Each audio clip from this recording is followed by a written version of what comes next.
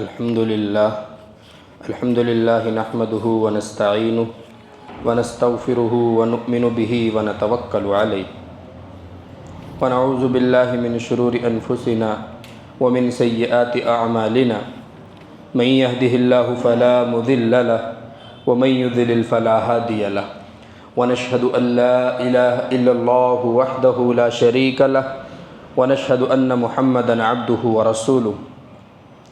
قال اللہ تبارک و تعالی فی سورۃ الذاریات والذاریات ذروا فالحاملات وقرا فالجاریات یسرا فالمقسمات امرا انما توعدون لصادق وان الدین لواقع والسماء ذات الحبک انکم لفی قول مختلف یؤفک عنہ من افک قتل الخراسون الذین هم فی غمرۃ ساہون الی آخر السورہ. معزز مصلیان اعظام، سامعین کرام،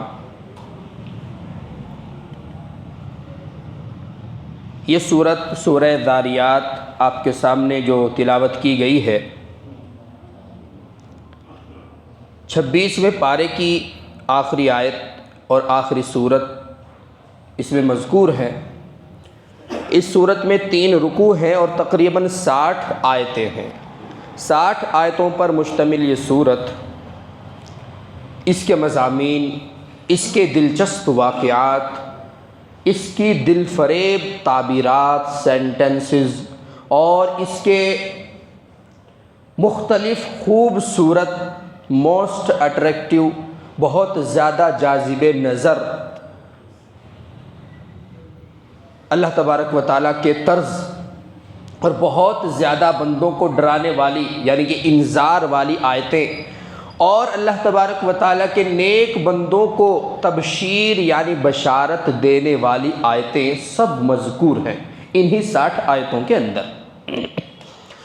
یہ سورت انہی صورتوں میں سے ایک ہے جن میں اللہ تبارک و تعالیٰ نے اپنے بندوں کو، بندے اس کے سب ہیں، کوئی اس کو مانے یا نہ مانے، بندے اس کے سب ہیں، تو یہ صورت بھی انہی صورتوں میں سے ہے جن میں اللہ تبارک و تعالیٰ نے حشر و نشر، بعث بعد الموت، مرنے کے بعد زندہ ہونا، اپنا وجود، نبی پاک صلی اللہ علیہ وسلم کا آخری نبی ہونا، قیامت کے احوال کا سچ ہونا، اسی طریقے سے روز محشر جزا اور سزا کا واقع ہونا، اسی طریقے سے اللہ تبارک و تعالیٰ پر ایمان لانے کا جو فائدہ ہے اس کی تفصیلات، اللہ تبارک و تعالیٰ کا انکار کرنے والوں پر اللہ تبارک و تعالیٰ کے وجود کا یا اللہ تبارک و تعالیٰ کے وجود کا اقرار تو کرتے ہیں مگر اس کی بہت ساری ایسی قدرت ہیں کہ جن کے انکار سے اللہ کا انکار لازم آتا ہے.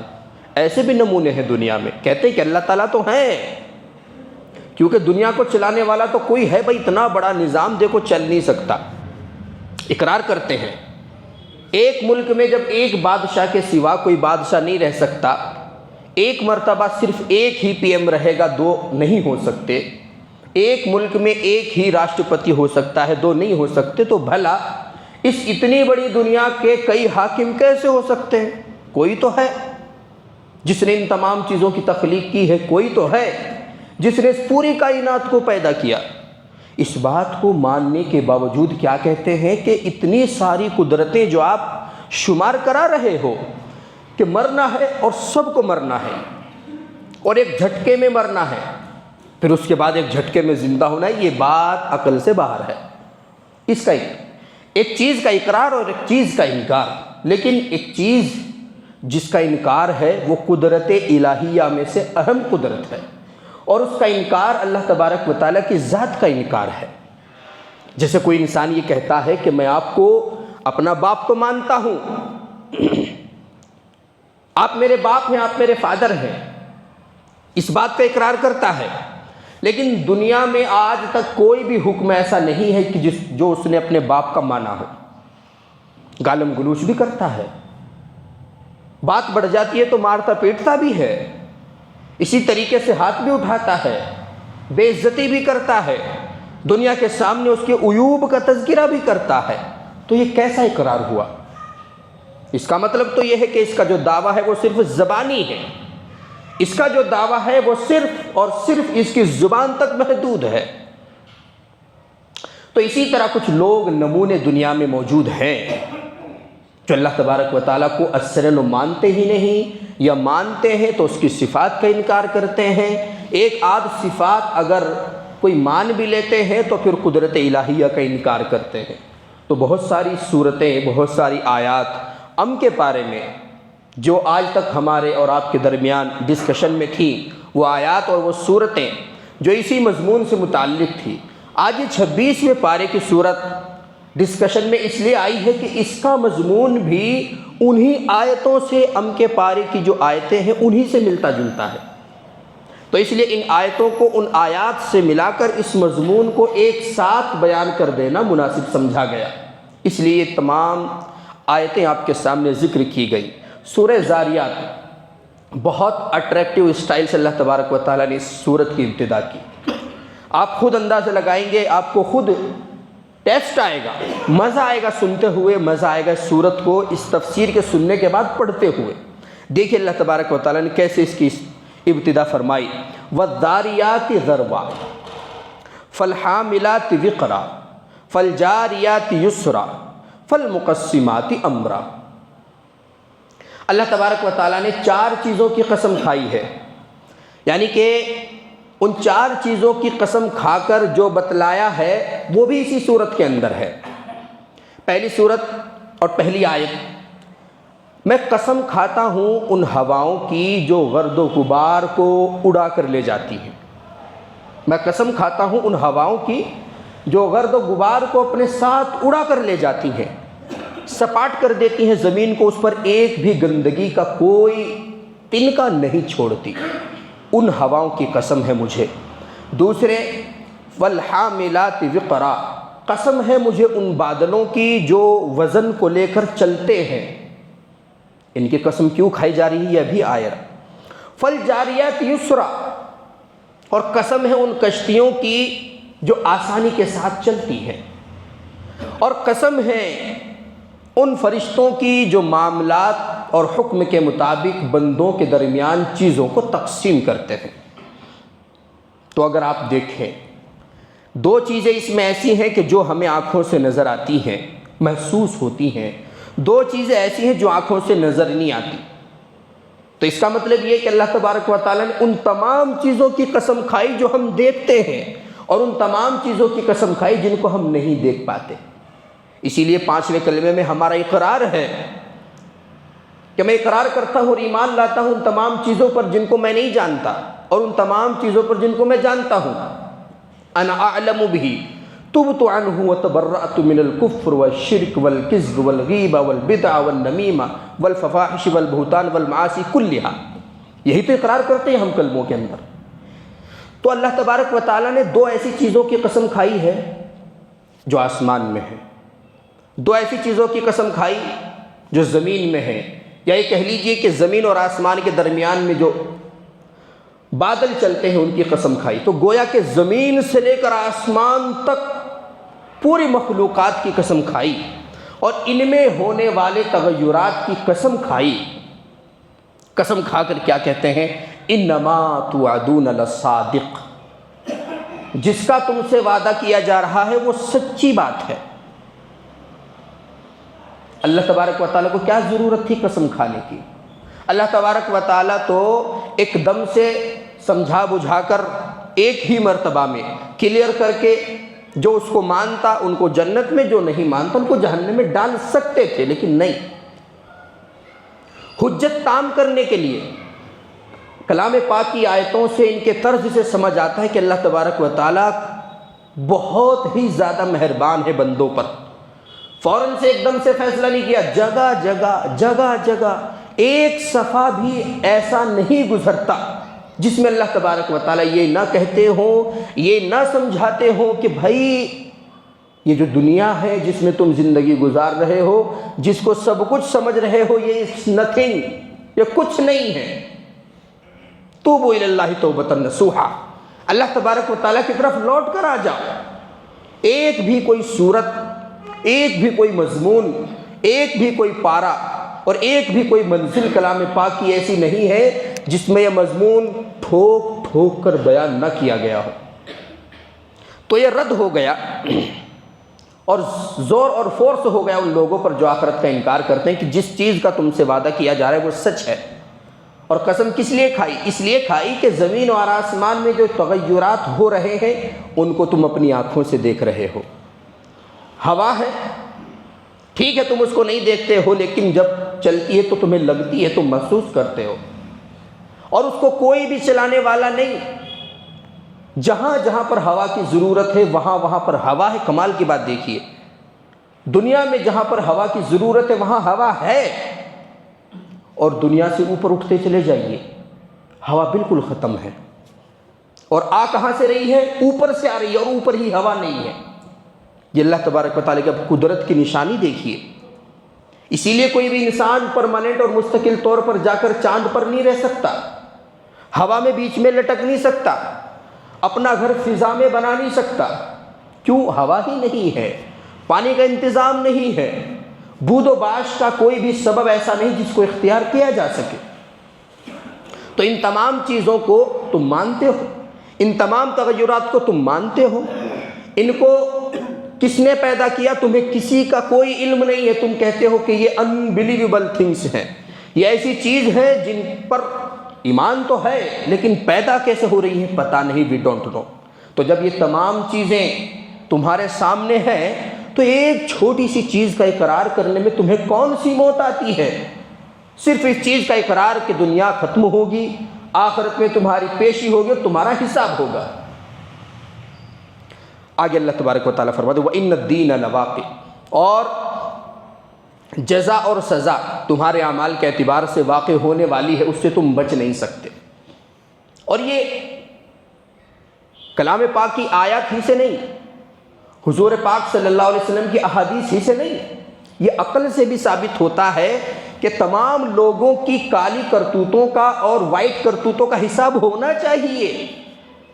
ایک انسان ہے جس نے آج تک مظالم ڈھائے ہیں، عیش کی زندگی گزار کر مر گیا، کتنے کیس اس کے سر ہیں، کتنے اس نے کارنامے انجام دیے ہیں، کتنے قتل اور غارت کیے ہیں، کتنی چوریاں اس نے اپنے حکم سے کرائی ہیں، کسی کو معلوم نہیں۔ تو کیا اس کا حساب نہیں ہونا چاہیے؟ کیا کوئی دن ایسا نہیں ہونا چاہیے کہ اس کو پیش کیا جائے اور اس کا گریبان پکڑا جائے، اور گریبان پکڑ کر کہا جائے کہ یہ ہے وہ مظلوم اور معصوم، تیرے اشارے پر جس کا قتل ہوا تھا، کیوں کیا تھا اس کا قتل، اس کی کیا غلطی تھی؟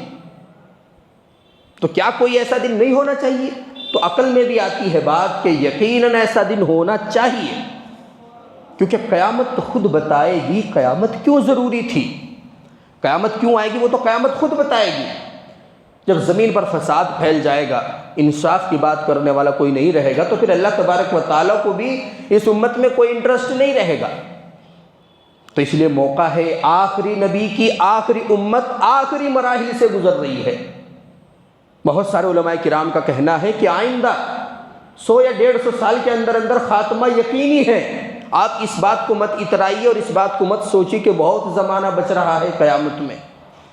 کتنی ساری علامات واقع ہو گئی ہیں اور ہونے والی ہیں۔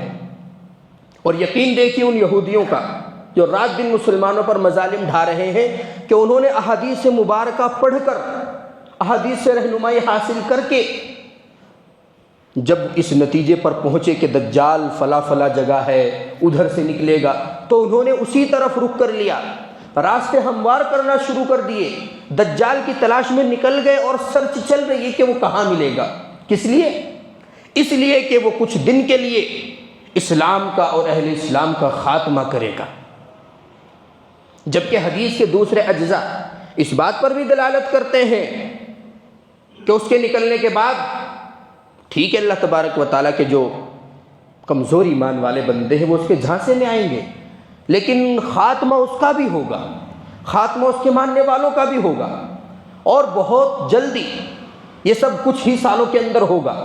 ان تمام باتوں کو جاننے کے باوجود اسلام کو اور مسلمانوں کو ختم کرنے کے لیے کچھ دنوں کے لیے ختم ہوتے ہوئے دیکھنے کی خواہش دل میں لے کر دجال کو لانے کی فراق میں ہے۔ تو یہ قیامت تو بالکل یقینی بات ہے، اس میں کوئی کیسے انکار کر سکتا ہے؟ آگے اللہ تبارک و تعالیٰ فرماتے ہیں اگر ان قسموں پر، ان تمہیدات پر تمہیں یقین نہیں آ رہا ہے تو ایک اور قسم کھا کر کہتا ہوں، وَالسَّمَاءِ ذَاتِ الْحُبُكِ، قسم ہے آسمان کی جس میں راستے بنے ہوئے ہیں۔ حبک حبیقتن کی جمع ہے، یعنی کہ اٹس پلورل۔ یہاں پر یہ جمع کا ورڈ یوز ہوا ہے، اس کا سنگولر جو حبیقتن آتا ہے اور اس کے معنی آتے ہیں راستے کے۔ راستوں والا آسمان کیوں کہا گیا؟ اس لیے کہا گیا کہ یہ فرشتوں کے آنے جانے کے راستے بھی اسی میں بنے ہوئے ہیں، اچھائیوں اور برائیوں کے اوپر اور نیچے آنے کے راستے بھی آسمان میں بنے ہوئے ہیں۔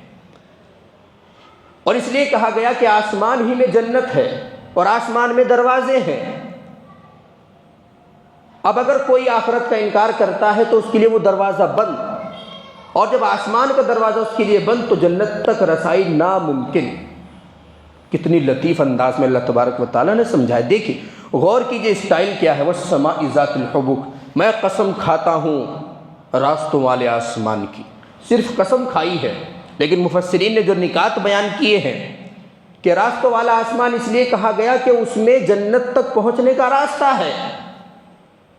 اب اگر کوئی آخرت کا انکار کرتا ہے، اللہ تبارک و تعالیٰ کے احکامات کا انکار کرتا ہے تو وہ اس راستے کو بند کر رہا ہے، اور جب وہ راستہ اس کے لیے بند ہو جائے گا تو جنت کی راہیں اس کے لیے مسدود اور بند ہو جائیں گی۔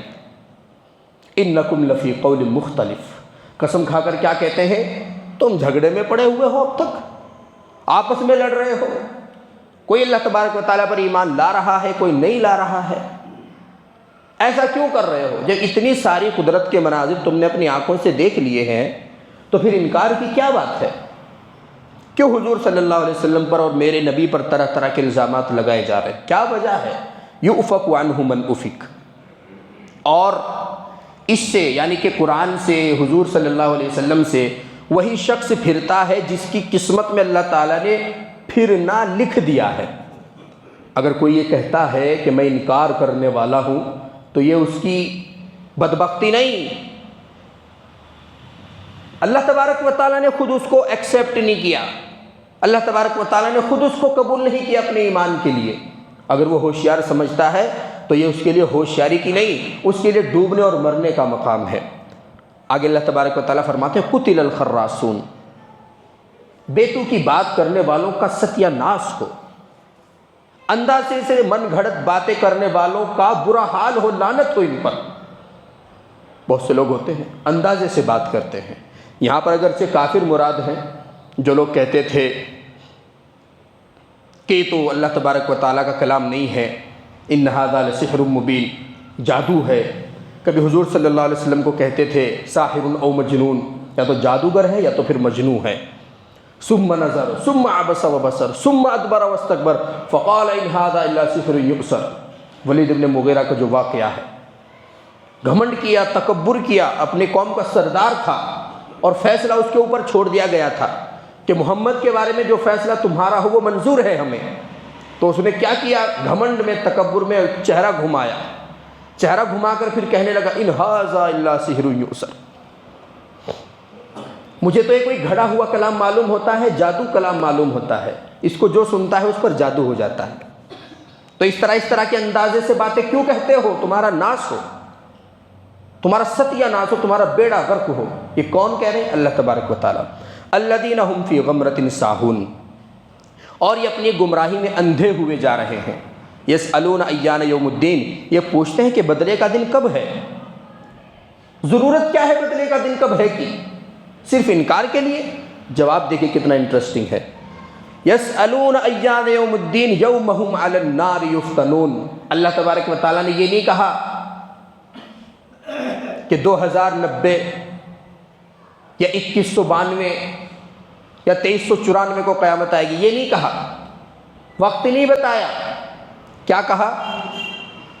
یہ پوچھتے ہیں آپ سے کہ بدلے کا دن کب ہے، تو ان کو کہہ دیجئے کہ جس دن تم آگ پر لٹائے جاؤ گے۔ جواب دیکھیے، جواب ایسا دیا کہ جو ایک دم مسکت ہے، چپ کرنے والا ہے۔ جیسے ایک طالب علم اور اسٹوڈنٹ آ کے پوچھتا ہے سر ایگزام کب ہے؟ تو اسٹوڈنٹ کی اور طالب علم کی ذمہ داری یہ تھی کہ وہ محنت کرتا، کتابوں کو یاد کرتا، تو اب اس کا ٹیچر کیا بولتا ہے اس کو ڈانٹ کر؟ امتحان اس دن ہے جس دن تم ایگزامینیشن ہال میں بیٹھ کر اوپر نیچے دیکھو گے، مطلب ہولناکیوں سے ڈرانا مقصود ہے۔ تو اسی طرح اللہ تبارک و تعالیٰ نے جواب دیا کہ کب ہے، اس سے تمہیں کیا مطلب، جب ہے ہو جائے گا، تمہیں تو صرف ایمان لانے سے مطلب ہے، اور اگر نہیں لائے تو وہ دن ایسا ہوگا کہ تمہیں آگ کے انگاروں پر لٹا دیا جائے گا، جہنم تمہارا ٹھکانہ ہوگی جہاں سے تم بھاگ بھی نہیں سکتے۔ یوم ہم علی النار یفتنون، اور پھر کہا جائے گا ذوقوا فتنتکم، چکھو اس عذاب کا مزہ، چکھو اپنے فتنے کا مزہ چکھو، تم ہی تو انکار کرتے تھے، اب چکھو۔ ھذا الذی کنتم بہ تستعجلون، یہ لو، یہ ہے وہ جس کی تم جلدی اتار رہے تھے۔ محدثین نے، مفسرین نے، فقہا نے یہاں پر ایک بہت اچھی مثال دی ہے کہ قیامت کا یقین مرنے کے بعد ایسے ہو جائے گا، قبر کے عذاب کا یقین مرنے کے بعد ایسے ہو جائے گا جیسے جوان ہونے کے بعد والدین کی نصیحت بچپن کی یاد آتی ہے۔ جیسے والدین بچپن میں کہا کرتے تھے بیٹا یہ کام مت کرو ایسا ہو جائے گا، کسی کے ساتھ زیادہ مت گھلو ٹوٹ جاؤ گے، کسی پر حد سے زیادہ اعتبار مت کرو دھوکہ کھا جاؤ گے۔ تو وہ باتیں سمجھ میں نہیں آتی تھی، کیا ابا پرانی باتیں کرتے ہیں، لیکن جب جوان ہو جاتے ہیں اور تمام مراحل سے انسان گزرتا ہے، جب خود باپ بنتا ہے تو اندازہ ہوتا ہے کہ باپ بالکل صحیح کہتے تھے۔ اور پھر یہ کیا کہتا پھرتا ہے دوسروں کو، ماں باپ کے سائے کی ناقدری نہ کرو، دھوپ کاٹے گی بہت جب یہ شجر کٹ جائیں گے۔ اب اس کو احساس ہو رہا ہے، اب یہ قدر کر رہا ہے ماں باپ کی۔ تو ٹھیک اسی طرح احوال اور مناظر قیامت ہے، ان کا آنا ابھی بعید لگ رہا ہے، لیکن جیسے ہی آنکھ بند ہوگی وہ چیزیں ایک دم کلیئر اور واضح طور پر نظر آئیں گی۔ آگے اللہ تبارک و تعالیٰ کہتے ہیں کہ لیکن ان ہولناکیوں سے ایمان والوں کو ڈرنے کی ضرورت نہیں، ان ہولناکیوں سے ایمان والوں کو پریشان ہونے کی ضرورت نہیں۔ ان المتقین فی جنات و عیون، جو تقوی اختیار کرنے والے ہوں گے وہ تو ایسے باغات میں ہوں گے، بہشت میں ہوں گے، چشموں میں ہوں گے کہ جو ان کی آنکھوں نے کبھی دیکھے نہیں ہوں گے، ان کو کیوں ڈرنا۔ آخذین ما آتاہم ربہم، اور جو بھی ان کا رب ان کو عطا کر رہا ہوگا جنت میں اس کو حاصل کر رہے ہوں گے، بہت ساری نعمتیں عطا ہوں گی اللہ تبارک و تعالیٰ کی طرف سے۔ کیوں؟ انہم کانوا قبل ذالک محسنین، اور ریزن اللہ تبارک و تعالیٰ کے اس لطف کا، کرم کا، فضل کا، مغفرت کا، رحمت کا یہ ہے کہ یہ دنیا میں نیک کام کرتے تھے۔ کانوا قلیلا انہم کانوا قبل ذالک محسنین، بہت نیکوکار لوگ تھے۔ اب آگے دیکھیے ان متقیوں کو اللہ تبارک و تعالیٰ نے جنت کی نعمتوں پر کیسے ابھارا ہے، یہ آیت میں بہت انٹرسٹنگ ہے۔ اللہ تبارک و تعالیٰ نے یہ نہیں کہا کہ تم نماز پڑھو گے تو جنت ملے گی، اللہ تبارک و تعالیٰ نے یہ نہیں کہا کہ تم زکوٰۃ دو گے تو جنت ملے گی، نہیں، اسٹائل دیکھیے۔ یہ جو نیک لوگ ہیں یہ کون ہیں، کیا کرتے تھے، یہ ایسے کون سے ان کے کام تھے جس نے ان کو اتنے بڑے انعام کا مستحق قرار دیا؟ کانوا قلیلا من اللیل ما یہجعون، یہ رات میں بہت کم سوتے تھے حضرت، اللہ تبارک و تعالیٰ کو یاد کرتے تھے۔ اسٹائل دیکھیے، ترغیب دینے کا اسٹائل دیکھیے۔ اب ایک لڑکا ہے، اس کو کوئی لڑکی پسند آ گئی، اس نے حلال طریقے سے جو شریعت کا حکم ہے لڑکی کے والدین کے پاس پیغام نکاح بھیجا، ملاقات کرنے کے لیے گیا۔ اب یہ ڈائریکٹ بات نہیں کر رہا ہے کہ مجھے شادی کرنی ہے آپ کی بیٹی سے، اب یہ کیا کہہ رہا ہے، انکل آپ کی بیٹی کیسے لڑکے کے نکاح میں جانا پسند کرتی ہے، آپ کیا چاہتے ہیں آپ کی لڑکی کا جو ہونے والا شوہر ہے وہ کیسا ہو۔ اب اس کے لڑکی کے والدین کیا کہتے ہیں کہ ہم تو کسی ایسے لڑکے کی تلاش میں ہیں جو نیک ہو، دیندار ہو، ویل سیٹلڈ ہو، اچھی اس کی جاب ہو، سافٹ اسپوکن ہو، اس کی بات میں مٹھاس ہو، گڈ نیچرڈ ہو، اس کے اخلاق بھی اچھے ہوں، کائنڈ ہارٹڈ ہو، دل کا بھی بہت اچھا ہو، ہماری بچی کو پریشان نہ کرنے والا ہو۔ کیا مطلب ہے ان باتوں کا؟ کیوں کہہ رہے ہیں اس کے والدین ایسی باتیں؟ ایسی باتیں اس لیے کہہ رہے ہیں کہ اگر تجھے کچھ ٹرائی کرنا ہے تو یہ صفات پیدا کر، یہ صاف صاف مطلب ہے اس کا، یہ مطلب ہے۔ اب ایک اسٹوڈنٹ جا کے اپنے ٹیچر کو بولتا ہے سر مجھے فرسٹ پوزیشن لانے کے لیے کیا کرنا پڑے گا؟ تو اب جو سمجھدار ٹیچر ہوتے ہیں وہ یہ نہیں کہتے کہ تو یہ کر لے، یہ کر لے، یہ کر لے، تیری فرسٹ پوزیشن آ جائے گی، نہیں کہتے۔ اس لیے نہیں کہتے کہ اگر اس نے وہ کام کر لیے اور اس کی پوزیشن نہیں آئی تو پھر وہ آ کے کہے گا کہ میں تو کیا تھا، میری تو پوزیشن نہیں آئی۔ تو جو ہوشیار ٹیچر ہوتے ہیں وہ کیا کہتے ہیں کہ بیٹا فرسٹ پوزیشن لانے والے جانتے ہو کیا کرتے ہیں؟ راتوں کو جاگتے ہیں۔ فرسٹ پوزیشن لانے والے نیند کی پرواہ نہیں کرتے۔ جن کو پوزیشن لانی ہوتی ہے، ہائی مارکس اچیو کرنے ہوتے ہیں، وہ رات دن پڑھتے ہیں، وہ انٹرنیٹ سے زیادہ مناسبت نہیں رکھتے، وہ کتابوں میں منہمک رہتے ہیں۔ کیا مطلب ہوا اس کا؟ اس کا مطلب یہ ہوا کہ اگر فرسٹ پوزیشن اچیو کرنی ہے تو یہ کام کرے گا تو تیری بھی پوزیشن آ جائے گی۔ اسی اسٹائل کو اللہ تبارک و تعالیٰ نے اختیار کیا۔ فکس کر کے نہیں کہا کہ تو کر لے تو چلا جائے گا، نہیں، فکس کر کے اس لیے نہیں کہا کہ اگر کوئی انسان تہجد تو بہت پڑھ رہا ہے، دل صاف نہیں ہے، زکوٰۃ تو دے رہا ہے، ریاکاری ہے، صدقہ اور خیرات تو کر رہا ہے، اس کے پیچھے احسان جتلاتا ہے، تو یہ کیسے چلا جائے گا جنت میں؟ اس کے کیسے اتنے بلند درجے ہو جائیں گے؟ تو ایک رول بیان کر دیا، گویا کہ ایک لیول سیٹ کر دیا۔ کیا کرتے ہیں یہ جنت والے؟ کانوا قلیلا من اللیل ما یہجعون، یہ راتوں کو بہت کم سوتے ہیں۔ اب یہ آیت ہے، اس سے سمجھ میں آتا ہے کہ جنت کو حاصل کرنے والے، ان کے سامنے ایک بہت ہی امپورٹنٹ کنڈیشن ہے کہ ان کو راتوں کو جاگنا پڑے گا۔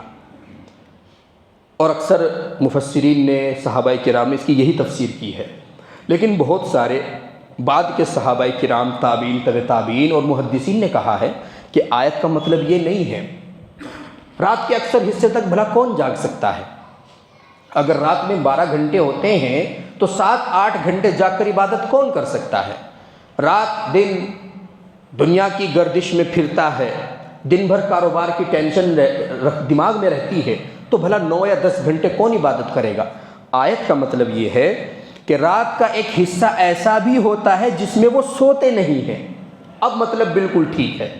اب وہ ایک حصہ مغرب سے لے کر فجر کی اذان تک کبھی بھی ہو، اس میں عشاء کی نماز پابندی سے پڑھنے والا بھی داخل ہے، اس میں صبح فجر کی نماز جماعت کے ساتھ پڑھنے والا بھی شامل ہے، کیونکہ حدیث میں ہے کہ جو انسان عشاء کی نماز اخلاص کے ساتھ جماعت کے ساتھ پڑھے اور بیہودہ بات کیے بغیر سو جائے، پھر اٹھ کر فجر کی نماز جماعت سے پڑھے، تو اس کی پوری رات تہجد کے ثواب کے ساتھ گزرے گی۔ تو یہی مطلب ہے، رات میں عبادت کرنا کسی بھی وقت میں ہو تو وہ سب افراد اس میں داخل ہیں۔ اسی طرح قیس بن احنف رضی اللہ تعالیٰ عنہ کہتے ہیں کہ میں نے جنتیوں کے ساتھ اپنا کمپیئر کیا کہ جنت میں جانے کے لیے اللہ تبارک و تعالیٰ نے جو کنڈیشنز بیان کی ہیں، میں ایسا ہوں کہ نہیں؟ تو میں ایسا نہیں ہوں۔ اب دوزخ میں لوگ جن حرکتوں کی وجہ سے جاتے ہیں، پھر میں نے دوزخیوں سے اپنے آپ کو کمپیئر کیا، تو الحمدللہ میں ویسا بھی نہیں ہوں۔ تو پھر میں کیسا ہوں؟ کہ میں بیچ کا ہوں، جن کے بارے میں اللہ تبارک و تعالیٰ نے ارشاد فرمایا الذین خلطوا وعملوا صالحا وآخر سیئا عسى اللہ ان یتوب علیہم، کہ جو لوگ نیک کام کرنے کے عادی ہیں، اکثر نیک کام کرتے رہتے ہیں، کبھی کبھی ان سے کچھ غلط کام غلطی سے سرزد ہو جاتے ہیں، لیکن وہ جسٹ معافی مانگ لیتے ہیں، عسى اللہ ان یتوب علیہم، تو امید اللہ تبارک و تعالیٰ کی ذات سے کہ اللہ ان کو معاف فرما دیں گے۔ تو وہ خود کہتے ہیں کہ اگر وہ کوالٹیز نہیں آ پائی، کوشش تو انہیں کوالٹی کی کرنی چاہیے، لیکن اگر وہ نہیں آ پائی تو کم سے کم ایسا تو رہنا چاہیے ہمیں جو مڈل کلاس لوگ ہوتے ہیں جنت کے اعتبار سے، اور اگر ایسا بھی نہیں ہے تو پھر خام خواہ اپنے آپ کو مسلمان کہلانے کا کوئی فائدہ نہیں ہے۔ آگے تو ایک صفت جنتیوں کی کیا ہے کہ وہ رات کے کچھ حصے، دوسری تفسیر کے مطابق کہ وہ رات کے کچھ حصے میں اللہ تبارک و تعالیٰ کو یاد کرتے ہیں، نماز پڑھتے ہیں۔ وَبِالْأَسْحَارِ هُمْ يَسْتَغْفِرُونَ، اور وہ سحر کے وقت، تہجد کے وقت، اسحار یہ بھی پلورل ہے اور اس کا سنگولر ہے سحر، جس کو ہم سحری بولتے ہیں۔ تو سحری کا وقت کب ہوتا ہے؟ رات کے 6 حصے بنا کر اس کا جو لاسٹ حصہ ہوتا ہے اس کو سحر بولتے ہیں۔ وہ وقت دعا کی قبولیت کا، مغفرت کا، رحمت کا بہت پیارا وقت ہوتا ہے۔ اسی لیے امام بخاری نے، امام مسلم نے، امام نسائی نے، امام ابو داؤد نے اور اسی طریقے سے ابن ماجہ نے، جتنی بھی یہ حدیث کی مشہور 6 کتابیں ہیں، سب نے اس حدیث کو ذکر کیا ہے کہ اللہ تبارک و تعالیٰ رات کے آخری حصے میں آسمان دنیا پر نزول فرماتے ہیں. سب سے لاسٹ والا جو آسمان ہے وہاں پر نزول فرماتے ہیں اور اعلان ہوتا ہے اللہ تبارک و تعالیٰ کی طرف سے، ہے کوئی مدد چاہنے والا میں اس کی مدد کروں، ہے کوئی مغفرت طلب کرنے والا میں اس کی مغفرت کروں، ہے کوئی حلال رزق طلب کرنے والا میں اس کو رزق حلال دوں. تمام محدثین نے اس حدیث کو ذکر کیا ہے. تو اس لیے کوشش یہ کرنی چاہیے اور ہماری صحیح یہ ہونی چاہیے کہ رات میں ضرور اذان سے پہلے کم سے کم آدھا گھنٹہ ہمارا ایسا ہونا چاہیے کہ جس میں ہم اللہ تبارک و تعالیٰ کی عبادت کریں، اس میں ہم ہوں، اللہ تبارک و تعالیٰ ہوں، ہماری کیفیت ہو، اللہ تبارک و تعالیٰ کا دربار ہو، ہمارے سوال ہو، بارگاہ عزدی میں دروازہ کھلا ہوا ہو، ہمارے آنسو ہوں، اللہ تبارک و تعالیٰ کی مسکراہٹ ہو، اور ہماری عاجزی ہو، اللہ تبارک و تعالیٰ کے عرش پر جلال ہو، اور ہمارے دل میں کسی کی طرف سے کوئی کینہ نہ ہو اور اللہ تبارک و تعالیٰ کی طرف سے مغفرت کا پروانہ ہو. وہ ایسا وقت تہجد کا ہی وقت ہے. اس لیے محدثین، مفسرین، فقہاء اور محققین نے لکھا ہے کہ کوئی یہ چاہے کہ بہت بڑا اللہ والا بن جائے، it's not possible without performing تہجد. تہجد پڑھے بغیر ہو ہی نہیں سکتا. کوئی یہ چاہے کہ میں جنت کے اعلیٰ معیار پہ پہنچ جاؤں، جنت میں تو جائے گا انشاءاللہ، وہ ادنا مومن بھی پہنچے گا، لیکن اعلیٰ معیار پہ جس کو ہم اعلیٰ علیین بولتے ہیں، سب سے اوپر کا جو حصہ ہے جنت کا، کوئی چاہے میں وہاں پہنچ جاؤں اور میں فجر کی نماز سے پہلے، اذان سے پہلے تہجد میں اٹھ کر 2 رکعت یا 4 رکعت اللہ تبارک و تعالیٰ کو راضی کرنے کے لیے نہ پڑھوں، تو اٹس ناٹ پاسبل. آپ اچھے کام کرتے رہیے، ثواب درج ہو رہا ہے، برے کام کرتے رہیے، معافی مانگتے رہیے، اللہ تبارک و تعالیٰ مٹاتے چلے جائیں گے، لیکن جہاں ہے وہیں رہیں گے. اوپر اگر بڑھنا ہے تو تہجد کو پکڑنا پڑے گا. یہ وہ نماز ہے جس کو اللہ تبارک و تعالیٰ نے فرض نہیں کی. فرض کرنا چاہ رہے تھے لیکن حضور صلی اللہ علیہ وسلم نے سوچا امت پر بڑا زور پڑے گا، یہ تو فجر ہی میں اٹھنے میں دیکھی کتنی کاہلی برتتی ہے، تو اس لیے اگر اعلیٰ درجات چاہیے تو تہجد کی پابندی کرنی پڑے گی. کانوا قلیلا من اللیل ما یہجعون وبالاسحار هم یستغفرون وفی اموالہم حق للسائل والمحروم. اور ان کے مال میں ایک کوالٹی یہ بھی ہے اچھے لوگوں کی، انشاءاللہ بہت جلد ختم ہونے والی ہے، اور ان کے مال میں مانگنے والے کا بھی حق ہے اور نہ مانگنے والے کا بھی حق ہے. ایک تو وہ ہے جو مجبور ہے سوال کر لیتا ہے، اس کو بھی دینا چاہیے. ایک وہ ہے جو سوال نہیں کر سکتا لیکن آپ کو معلوم ہے اس کی ایکسٹرا انکم بھی نہیں ہے، اس کی ایڈیشنل جابس بھی نہیں ہے، اور اس کی جو جاب ہے یا جو بھی تنخواہ ہے یا جو بھی سیلری ہے وہ مجھے معلوم ہے، اور ابھی خرچہ اس کا 2 لاکھ کا ہو گیا، اس نے کہاں سے ارینج کیا؟ سب اس کی کنڈیشن آپ کے سامنے ہے. آپ چپ کیسے جا کر کہتے ہیں آپ کا بہت خرچ ہو گیا ہوگا، یہ میری طرف سے آپ کے لیے ہدیہ ہے.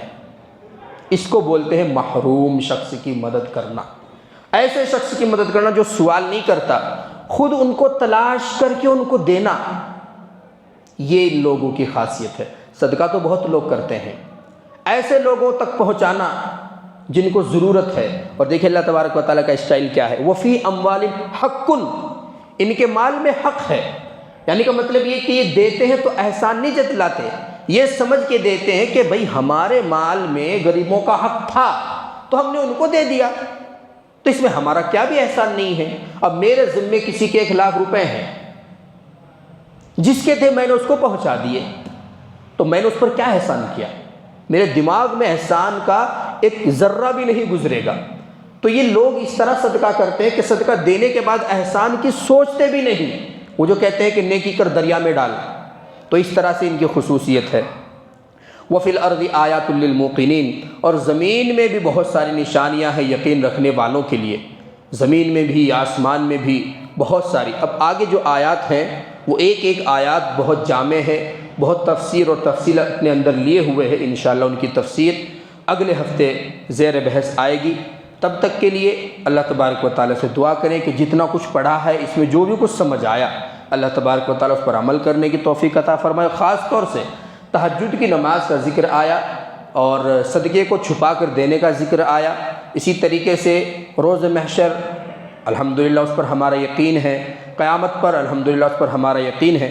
تو ان تمام چیزوں پر اللہ تبارک و تعالیٰ ہمیں مزید پختہ کامل یقین رکھنے کی توفیق عطا فرمائے۔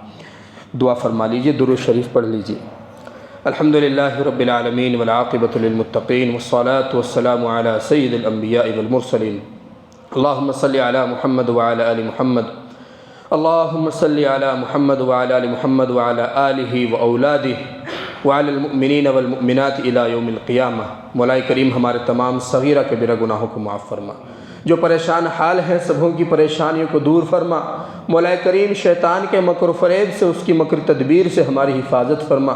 مولا کریم بہت نیک کام کرنا چاہتے ہیں، ہماری سستی، نفس کی لغزشیں، شیطان کے ناپاک ارادے درمیان میں آ جاتے ہیں۔ مولا کریم اپنی رحمت سے ہمیں شیطان کے مکر و فریب سے بچا۔ مولا کریم ہمارے اوپر اس کے تسلط کو ختم فرما، اعمال صالحہ میں ہمیں دلچسپی عطا فرما۔ مولا کریم یہاں پر جتنے بھی آپ کے نیک بندے بیٹھے ہوئے ہیں، آپ کے سامنے عاجز آ کر، گنہگار سمجھ کر، اپنے کو چھوٹا سمجھ کر، آپ کا بندہ سمجھ کر ہاتھ پھیلائے ہوئے ہیں، جس کے دل میں جو بھی جائز تمنا ہے مولا کریم سب کو تام فرما، مکمل فرما۔ مولا کریم اگر کسی کے ساتھ کوئی پریشانی لاحق ہے، ایسی پریشانی جس کو وہ ذکر نہیں کر سکتا، یا ایسی پریشانی جس کو ذکر کرنا چاہ رہا تھا نہیں کر سکا، مولا کریم سبوں کی پریشانیوں کو، مصیبتوں کو دور فرما۔ مولا کریم جو بے اولاد ہیں ان کو نیک صالح اولاد پیدا فرما، جن کے یہاں اولاد ہیں ان کے اولاد کو نیک اور فرما بردار والدین کی آنکھوں کی ٹھنڈک بنا۔ مولا کریم حضور صلی اللہ علیہ وسلم کی تمام سنتوں کو زندہ کرنے والے بنا۔ مولا کریم رات کے آخری حصے میں کچھ وقت اپنی دربار میں، اپنی بارگاہ میں حاضری کے لیے ہمیں قبول فرما۔ مولا کریم تہجد کی توفیق نصیب فرما، اس وقت اٹھنا ہمارے لیے آسان فرما۔ مولا کریم دنیا کی پریشانیاں، دنیا کی بھاگ دوڑ لگی رہتی ہیں اور ان کو ہم آسانی سے مینیج کرتے ہیں۔ مولا کریم تھوڑا سا وقت اپنی ذات کے لیے نکالنے کی بھی توفیق عطا فرما۔ مولا کریم جو مانگا ہے وہ بھی عطا فرما، جو مانگنے سے رہ گیا ہے ہماری مناسب ہے وہ بھی عطا فرما۔ مولا کریم بن مانگے عطا فرما، مانگنے کا سلیقہ عطا فرما۔ ہماری دعاؤں کو نبی اکرم صلی اللہ علیہ وسلم کے صدقے طفیل میں قبول فرما۔ صلی اللہ تعالی علی خیر خلقہ محمد وعلی آلہ واصحابہ اجمعین برحمتک یا ارحم الراحمین۔